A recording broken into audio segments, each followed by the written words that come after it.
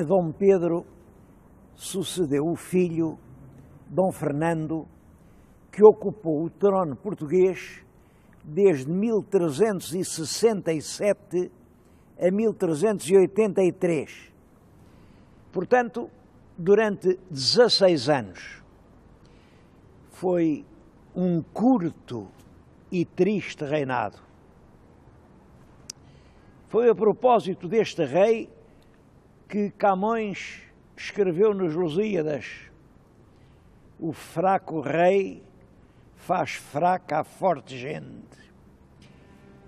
O país estava profundamente dividido entre grandes e pequenos, como sempre, entre partidários da Aliança Inglesa e partidários da Aliança Francesa.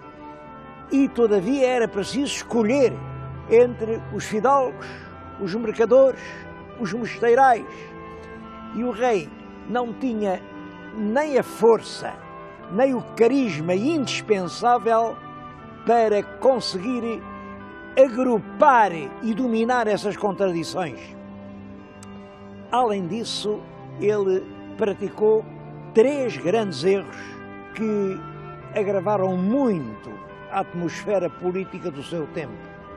O primeiro erro foi envolver-se em 3 guerras com Castela, 3 guerras perdidas e nas quais ele se portou sem valentia, sem inteligência. O segundo erro foi o casamento com Dona Leonor Teles de Menezes.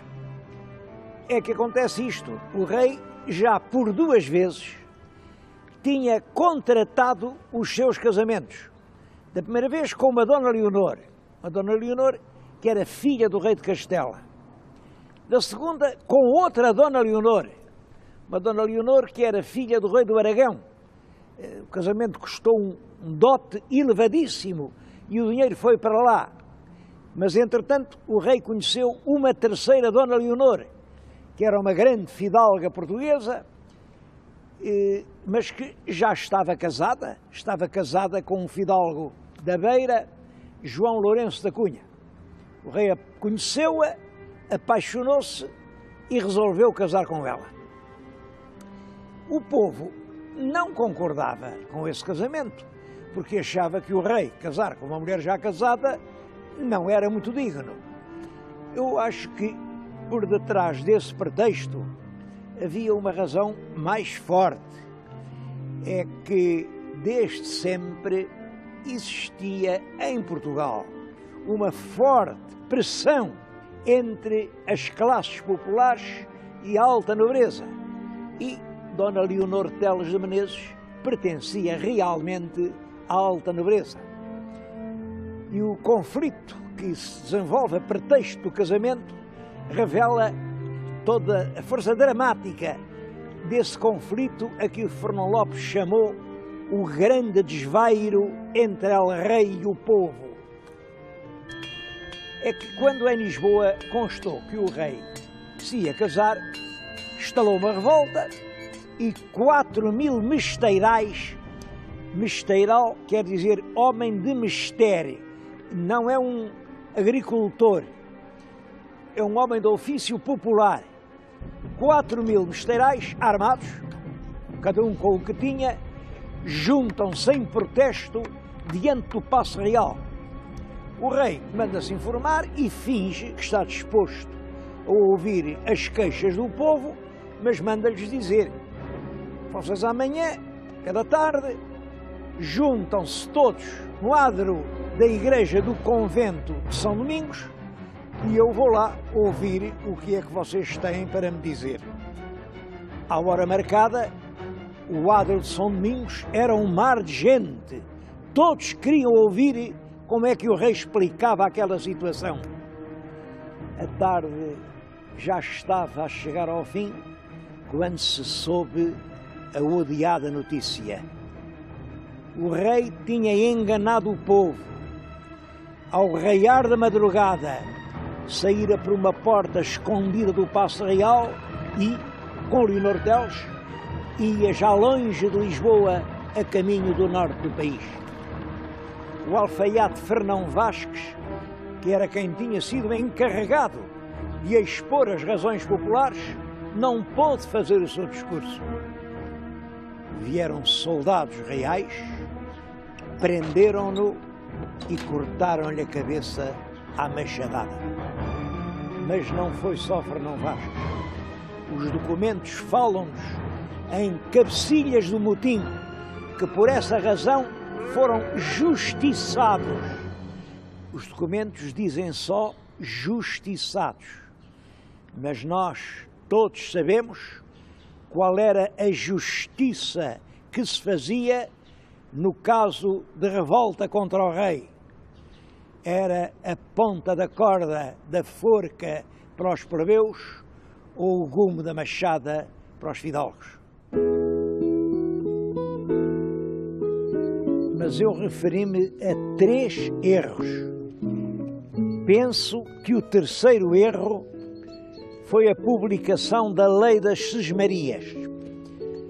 Não é conhecida a data exata, mas segundo a indicação de Fernão Lopes, é de cerca de 1375. A nossa historiografia tradicional e romântica viu nessa lei uma providência de proteção e de ajuda à agricultura. Realmente não é isso que a lei diz.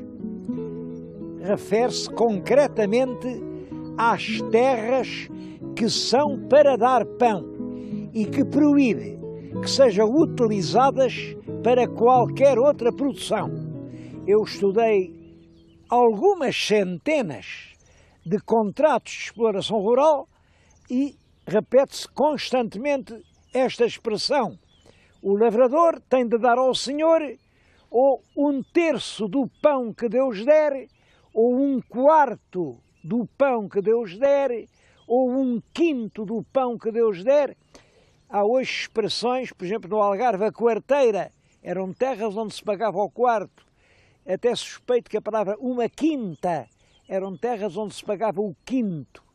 Mas sempre do pão que Deus desse. Naturalmente, se o lavrador não semeasse o trigo, mas pusesse o bacelo da vinha ou as empas da oliveira, Deus não dava pão nenhum. E do vinho e do azeite, o lavrador nada tinha que pagar. É, portanto, para corrigir essa situação, em benefício da nobreza, mas em prejuízo dos lavradores, que o rei Dom Fernando publica a Lei das Sesmarias. Mas reparem, se o lavrador pratica uma lavoura que dá altos lucros, como o vinho e o azeite, pode pagar altos salários. Se, pelo contrário, pratica uma agricultura pobre, como era a do trigo, só pode pagar pequenos salários. Por isso, a segunda parte da Lei das Sesmarias é constituída por uma série de medidas de trabalho obrigatório. Os homens não podem abandonar os campos.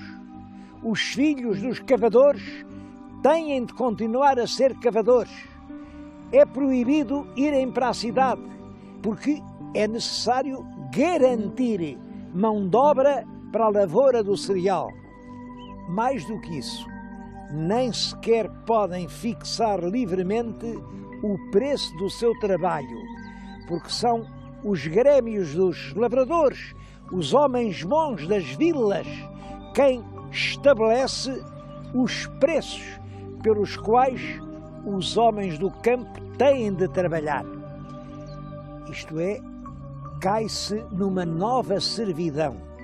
Compreende-se perfeitamente que uma lei deste género provoque uma forte reação social por parte dos homens que trabalhavam a terra.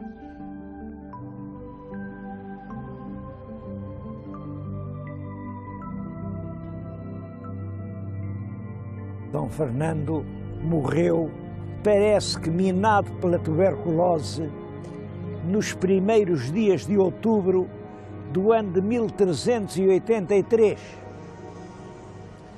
Morreu o rei e o que é que vai acontecer agora? Bom, o rei deixou uma filha legítima. Era uma menina, tinha 11 anos de idade, Dona Beatriz. Mas como é que uma menina de 11 anos ia reinar sobre um país dividido por forças contrárias, cheio de conflitos, um país com dificuldades por todos os lados? Como? É claro que o pai e a mãe pensaram nisso e resolveram ajudar a filha de uma forma que lhes parecia segura, que era casá-la com um homem que fizesse respeitar os seus direitos de rainha inteiramente. Esse homem era o rei Dom João I de Castela. Era viúvo, já tinha uma certa idade. É claro que a independência de Portugal corria algum perigo com o facto da jovem rainha portuguesa estar casada com o experiente rei de Castela. Mas os nossos diplomatas e os nossos políticos encontraram uma forma muito hábil.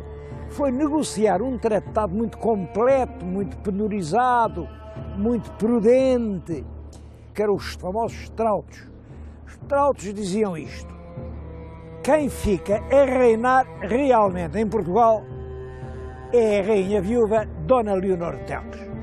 Enquanto não tiver um filho varão com 14 anos de idade, esse filho varão deve ser sempre educado em Portugal, de maneira que saia um perfeito português. Quando o rapaz tiver 14 anos, a rainha cede-lhe o poder e, portanto, Portugal continua a ter um rei português. Era realmente um sistema engenhoso e esperto. Simplesmente o povo não acreditava lá muito nessas espertezas dos diplomatas. O povo pensava: que diabo, se o rei for castelhano, quem manda em Portugal são os castelhanos, o resto são histórias.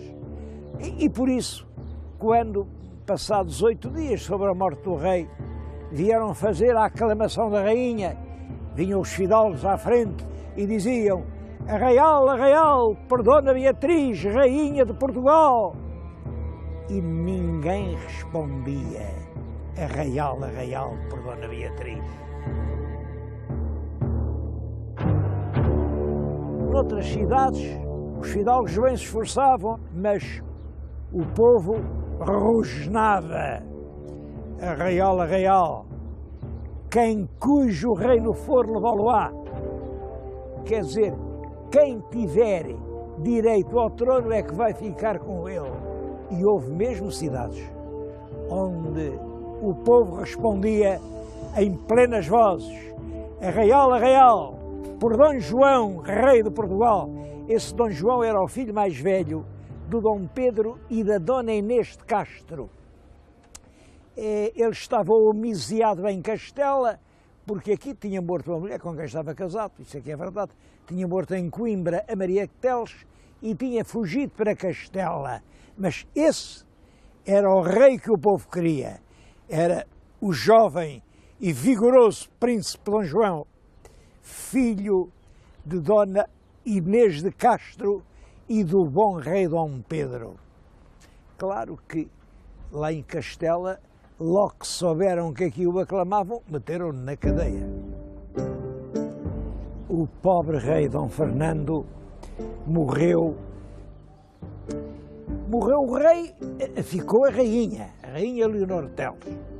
Determinada, corajosa, mas quem a aconselha é o conde João Fernando Zandeiro. Ele é da Galiza. Deram-lhe aqui o título de Conde de Orém. Uma família portuguesa, os Menezes, achavam que o título de Conde de Orém devia ser lá na família. E bastou isso para uma grande parte da nobreza começar a odiar o novo Conde de Orém, a quem só chamavam, assim um pouco por desprezo, o Condandeiro. O Condandeiro é fundamentalmente um diplomata. Conhece bem a Inglaterra, conhece bem a França e, sobretudo, está consciente da gravidade das soluções que ele tem de tomar. A Europa mergulhou na Guerra dos 100 Anos. Portugal tinha o seu comércio marítimo muito dependente da navegação no Mar do Norte. E quem manda no Mar do Norte são os navios da esquadra inglesa. Se, portanto, nós não tivermos o apoio inglês, não vamos exportar nem mais uma pipa de vinho, nem mais uma barrica de azeite, nem mais um fardo de pão. O andeiro, primeiro, inclina-se para a aliança inglesa. E é daí que vem a nossa velha aliança com a Inglaterra. Mas a verdade é que isso provoca invasões espanholas. E os ingleses não nos vêm ajudar. Por isso, ele volta-se agora para Castela. Tenta negociar acordos e alianças, mas naturalmente agora os burgueses não concordam. Estar do lado da França é estar contra a Inglaterra, e estar contra a Inglaterra é estar contra o bom negócio. Era, portanto, preciso mudar de projeto político.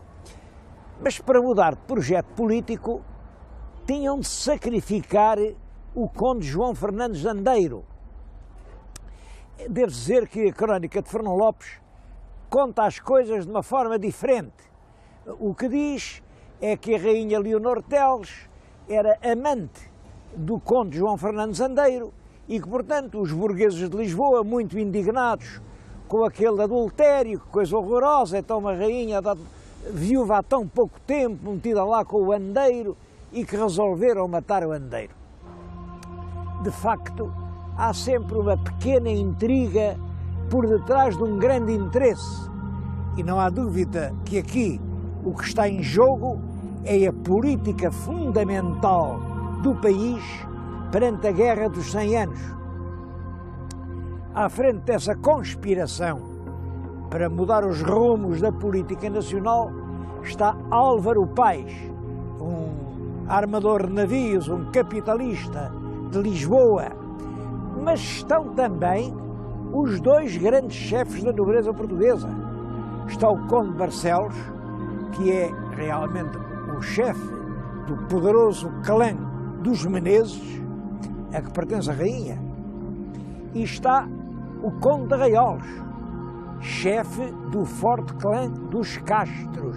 Eram as duas mais importantes famílias portuguesas. Pode-se dizer que nobreza e burguesia chegaram a acordo no sentido de uma mudança política. É claro que havia uma dificuldade. Como é que eles iam matar o Conde Andeiro?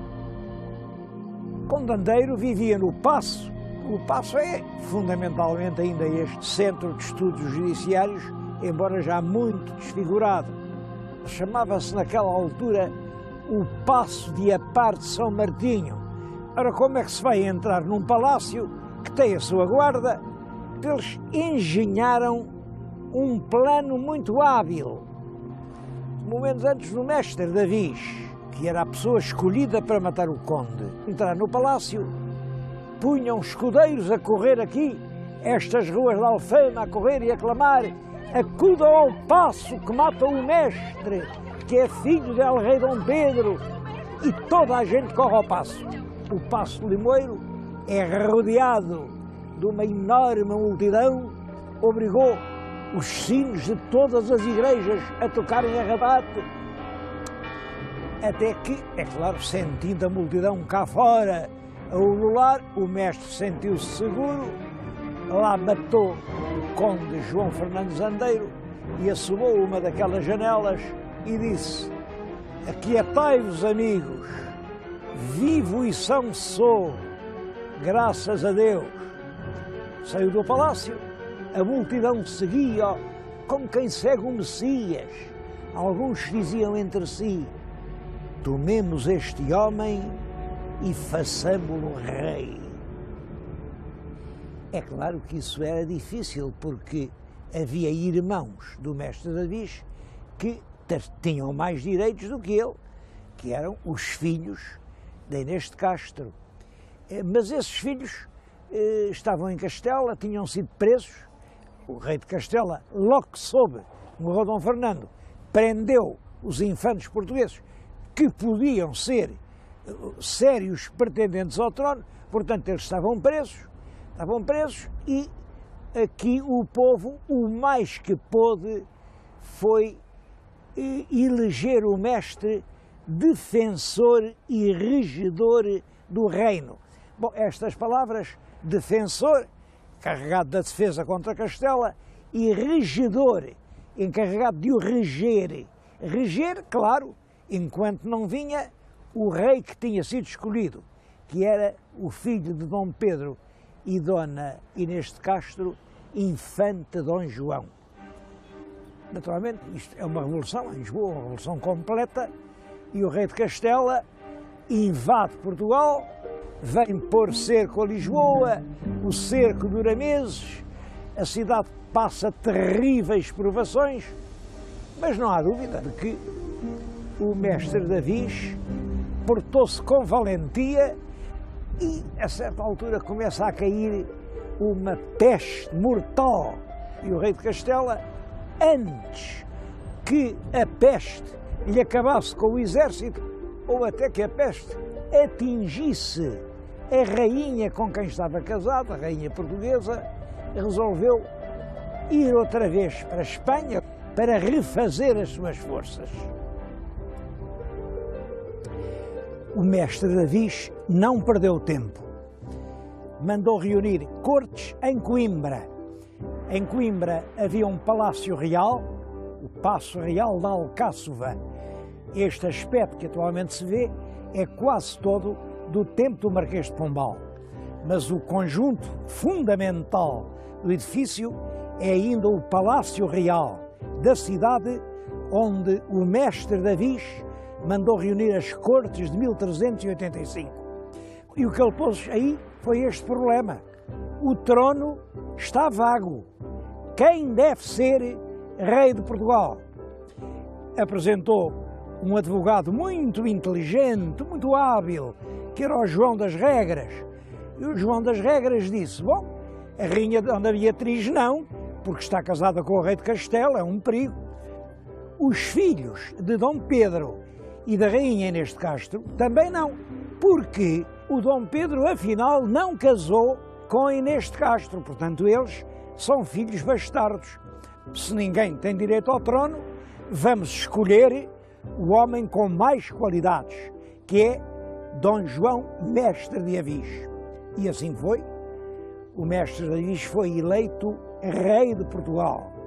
E começa assim uma nova dinastia, que é a dinastia de Avis. Entretanto, o rei de Castela volta a invadir Portugal, agora com grandes forças, mas os portugueses vão se postar no lugar estratégico, escolhido com muita habilidade pelo condestável, isto é, o chefe do exército, Dom Nuno Álvares Pereira, um dos poucos fidalgos que estavam do lado de Dom João I. E no dia 14 de agosto de 1385, deu-se a Batalha de Aljubarrota. Essa batalha representou o triunfo completo das forças portuguesas e marcou praticamente o triunfo da independência de Portugal, porque a guerra continuou nas primaveras de cada ano, em campanhas jamais mortiças. É em 1411 que se faz a paz definitiva entre os reis de Portugal e de Castela e que Castela reconhece a Portugal o direito de ter um rei português.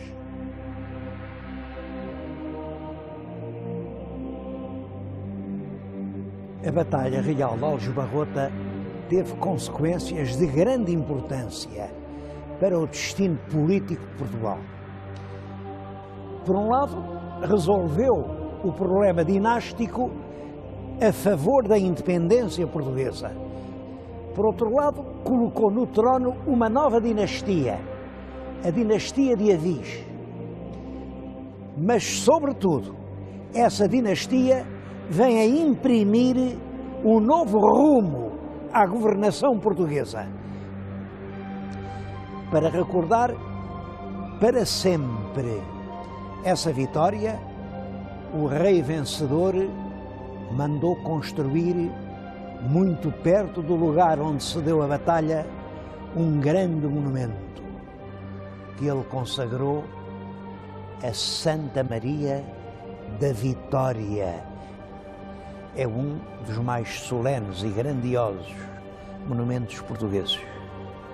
E El Rei Dom João I quis ter dentro dele a sua última morada. Para isso mandou construir a Mestre Huguet uma capela magnífica, grandiosa. É um dos mais extraordinários túmulos reais que existem na Europa. El Rei jaz no centro. No seu leito de morte, dá a mão à rainha. A rainha é Dona Filipa de Lencastre, da família real de Inglaterra, e a princesa que veio consolidar a aliança luso-britânica. Mas esta capela do fundador marcou para sempre a história com a lembrança de El Rei Dom João I, Dom João de boa memória, porque o próprio rei fez escrever nas lajes do seu túmulo os principais acontecimentos do seu reinado, que foi realmente um dos mais longos e mais gloriosos reinados da história de Portugal.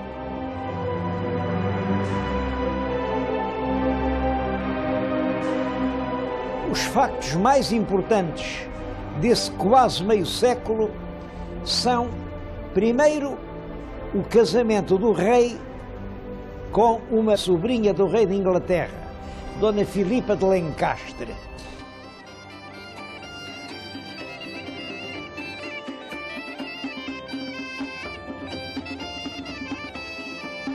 Esse casamento vem reforçar a aliança entre Portugal e Inglaterra, aliança que já tinha sido feita por El Rei Dom Fernando, mas que ficou para sempre como uma das pedras angulares da política externa portuguesa.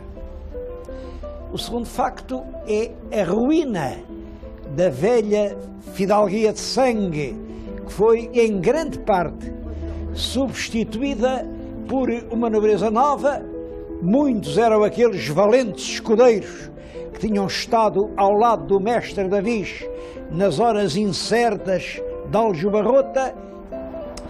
Há mesmo o aparecimento de algumas grandes casas nobres. O caso mais importante é a fundação da Casa de Bragança. A Casa de Bragança tem esta história. No tempo do mestre Davis havia em Portugal 3 condados: o Conde de Barcelos, o Conde de Orém e no sul o Conde de Arraiolos. Ora bem, o mestre Davis deu os 3 condados ao mesmo jovem fidalgo, o condestável Dom Nuno Álvares Pereira. Além disso, deu-lhe inúmeras outras coisas, de maneira que Nuno Álvares era o homem mais rico de Portugal e como tal, constituía um problema para a própria corte. O rei Dom João I, com habilidade, resolveu esse problema. O rei tinha um filho anterior ao casamento, Dom Afonso, e o Nuno Álvares tinha uma filha única. Ora bem, o rei casou esse filho bastardo com a filha única do condestável e, portanto, toda a imensa massa de bens de Nuno Álvares fica agora a fazer parte também da Casa de Bragança, quer dizer, pertence a um filho do mestre Davis. O último facto muito importante do reinado é o da conquista de Ceuta, que é em 1415. É a data que simbolicamente marca o início da expansão portuguesa. O tema das verdadeiras causas da expedição portuguesa a Ceuta é um dos temas mais polémicos da história do século XV. O que o rei Dom João I dizia era o seguinte: ele queria armar os filhos cavaleiros, porque os 3 filhos mais velhos, entretanto, tinham-se feito homens, mas devia, para isso, fazer uma grande festa.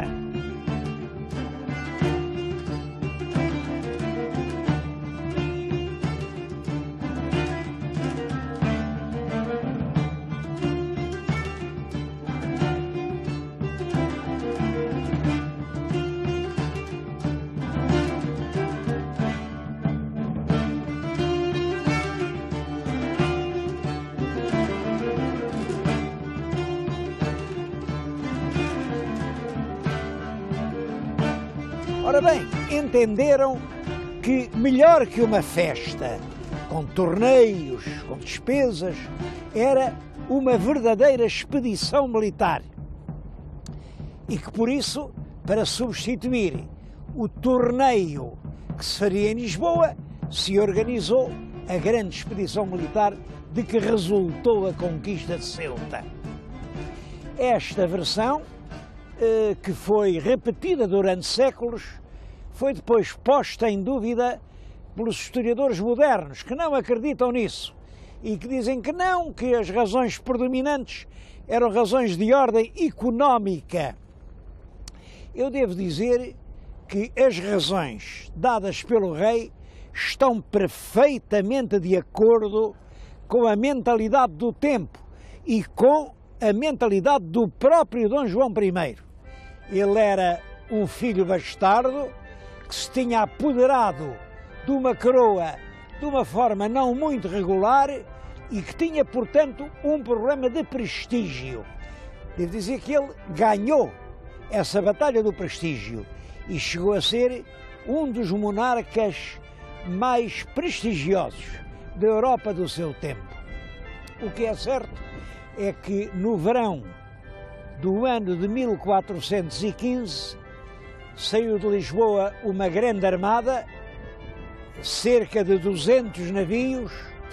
O Porto também deu uma contribuição importante.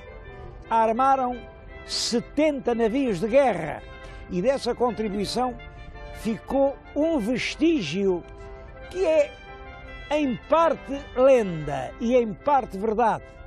Diz que foi dos restos do aprovisionamento de carnes da expedição de Ceuta que ficou aos portuenses o hábito de comer as tripas à moda do Porto.